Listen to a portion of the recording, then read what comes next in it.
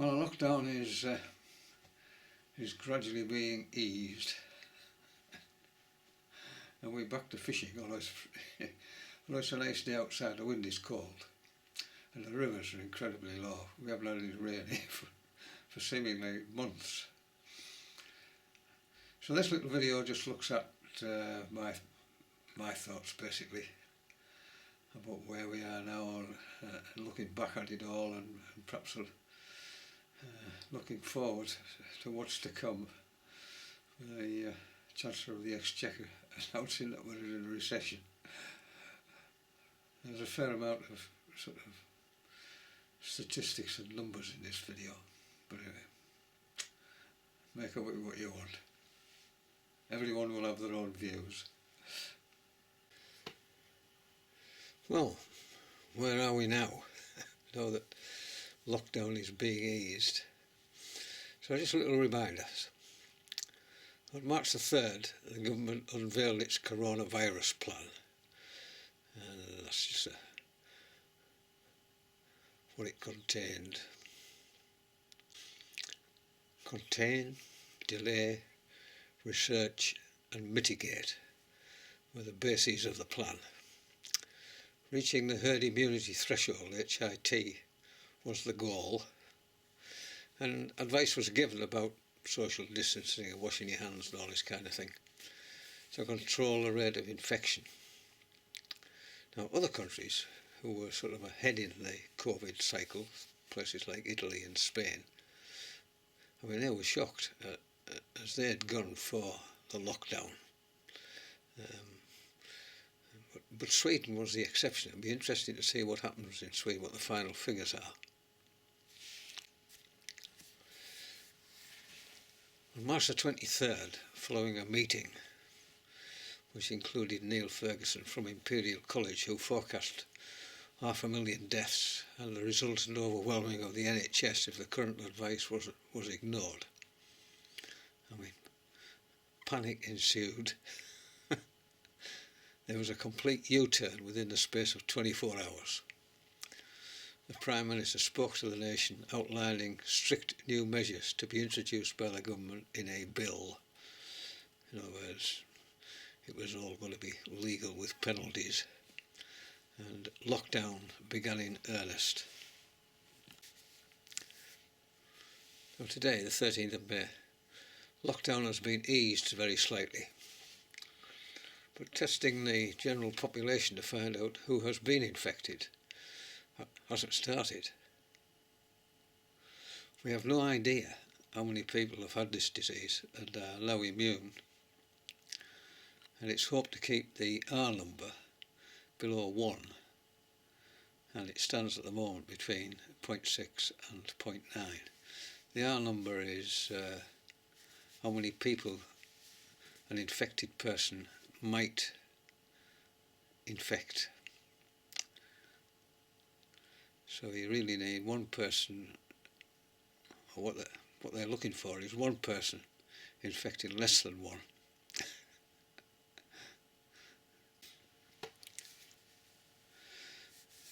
This is a pious hope, as lockdown has prevented most of the population from being infected, suffering little, and who would now be immune. The more immune people there are, the closer we get to the sort of saturation point, when the virus has difficulty finding non-immune people to infect, and the infection rate is very, very low. But the virus, it does not disappear. It's hanging about, waiting for an opportunity to strike again. A sizable number of tourist regions, Cornwall and the Lake District for example, have been very loath to allow visitors into their area. I mean, police were even stopping visitors who hadn't travelled very far. This attitude is likely to backfire, as there will be the pockets which have large numbers of non-immune people, and the virus will be quick to exploit them as more movement of tourists and second homers takes place. And these are where the further peaks will occur. The question is, will those regions have to lock down again? while the rest of us carry on with the recovery. Ideally, you want to test positive, having had a relatively mild infection. Testing negative means you're always at risk should the virus flare up again. I mean, it's not good news, unless a vaccine is found quickly, but it's unlikely. It could be years away, if ever. They haven't found one for the SARS flu, which happened 16 years ago.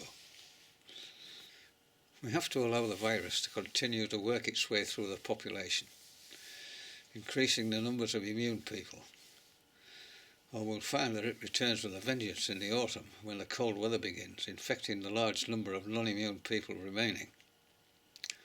I mean, this will coincide with the usual winter flu infections. This is what happened with Hong Kong flu. It came back in the autumn, almost as badly as it had been in the first phase. So it's not a good situation to be in. On April the 15th, this appeared about who can be tested. Basically, it was all frontline workers, together with those who thought perhaps that they had the symptoms. Just go down there, you can sort of read that yourself.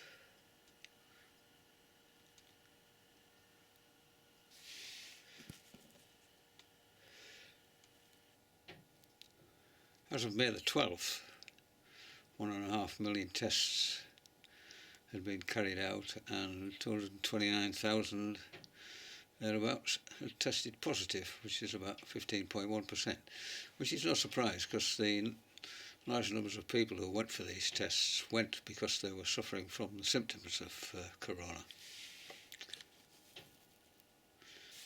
I can't find recent figures for the United Kingdom, but these are the age-related deaths from corona in Italy, which will be very similar to ours. So this is Italy, the 11th of May, and they had a total of almost 29,000 deaths. So the first column is the age, second column number of deaths, third column percentage of deaths, and a cumulative total of the percentage in the final column.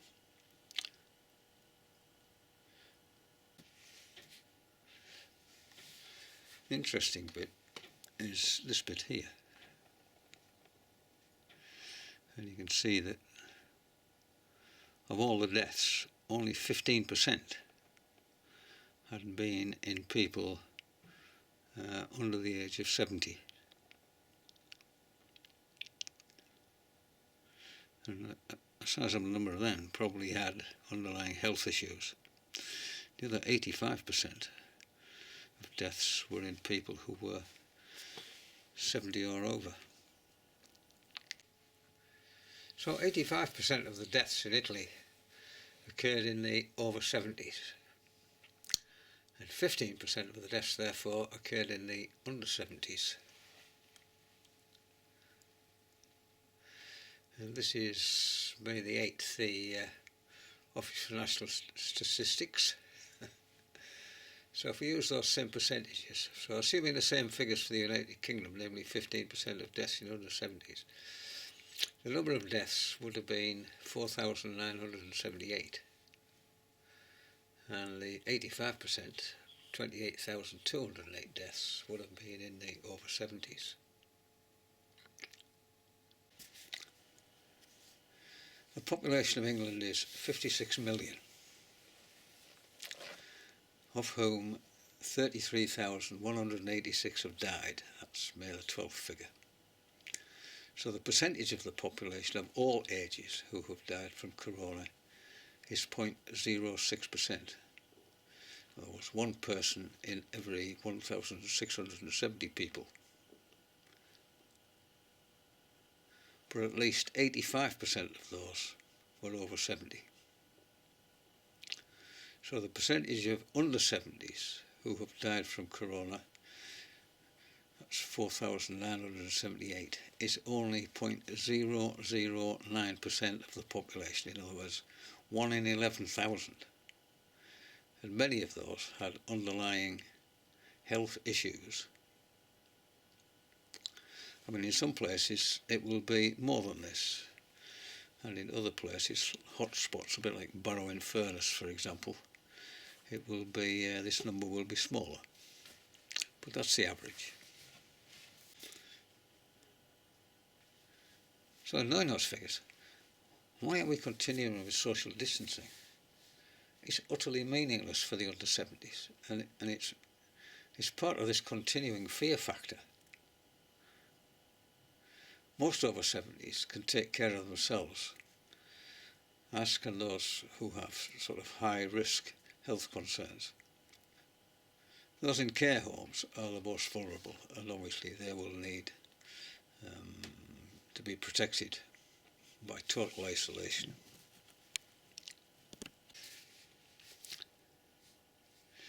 In 1968-69, Hong Kong flu killed 80,000 people in the United Kingdom in 2 waves. There was one in the summer and a second wave in the autumn, which was almost as bad as the earlier one.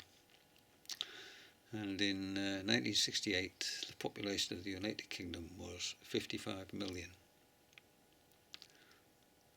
So the percentage of the population killed in the 1968-1969 pandemic was 0.15%. And the thing about Hong Kong flu is, it didn't confine itself to the elderly. It also badly affected the young. But we had no special measures. It was just allowed to pass through the population. And we didn't have a lockdown. But we came through it. And when I mention this to people, they have no knowledge of it at all, even though they were very much alive at the time. Whereas we aren't going to forget this in a hurry, no matter what our age is. May the 12th, this is the Office of National Statistics figure. There have been almost 51,000 excess deaths this year across the United Kingdom. And they reckon about 28% were not caused by the coronavirus. In other words, just over 14,000 of these deaths were not caused by corona. So what did cause these excess deaths? Well, many have been caused by a misplaced notion that by not going to hospital they were helping the NHS. I mean, this is absolutely hammered into us every day. And secondly, by the fear that they would contract coronavirus flu in hospital. I mean, hospitals coped remarkably well, and obviously we appreciate the efforts of the staff.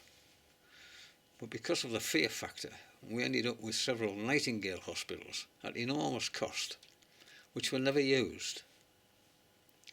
It was a bit of a case of a damned if I do and damned if I don't. Who would be a politician?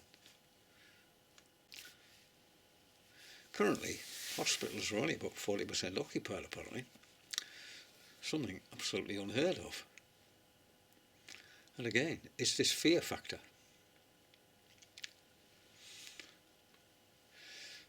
Because of this lockdown, thousands have died in isolation, unable to be comforted by their families. I mean, we've seen some absolutely distressing situations.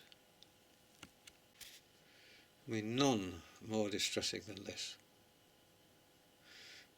Thousands were hastily buried with no family at their funeral. I mean, who could forget this photograph of a boy of 13, his lonely funeral, because his family weren't allowed to be there? Terrible.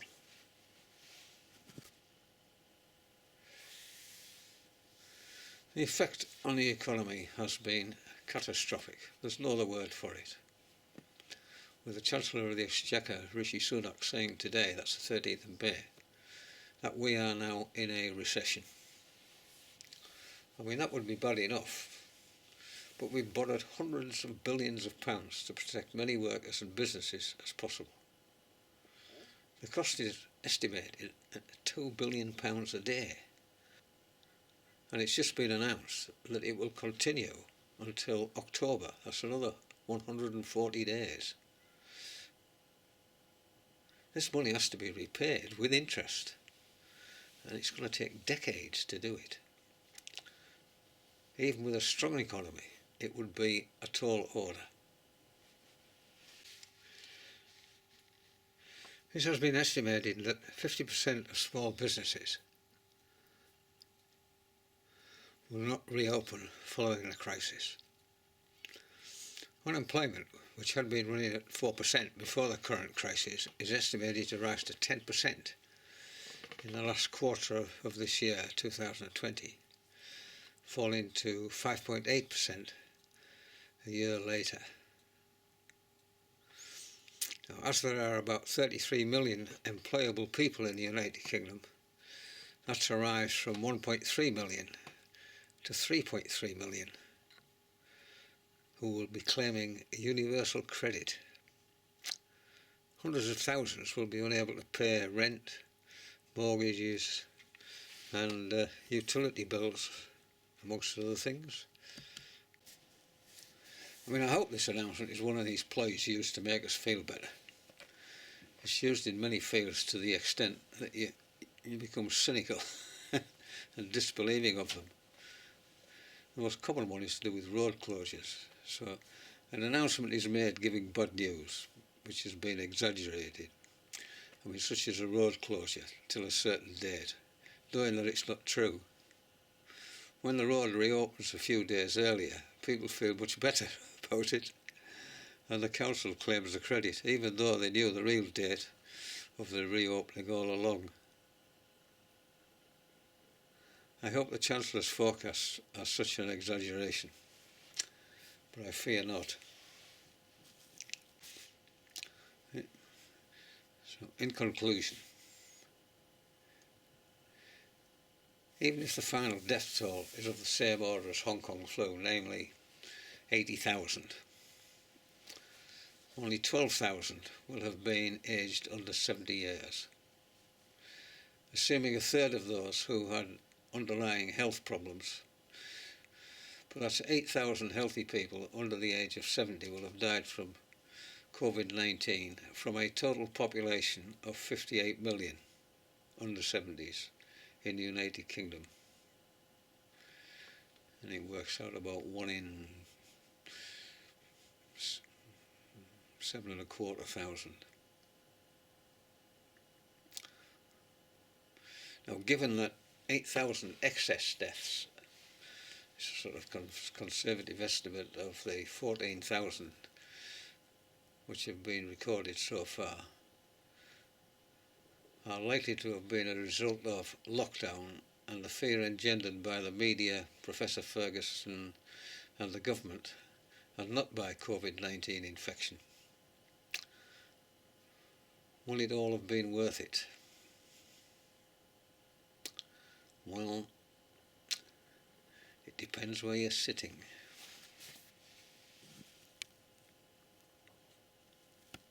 Well, the question is, has it all been worth it? Well, everyone will have their own views, but depends where you're sitting.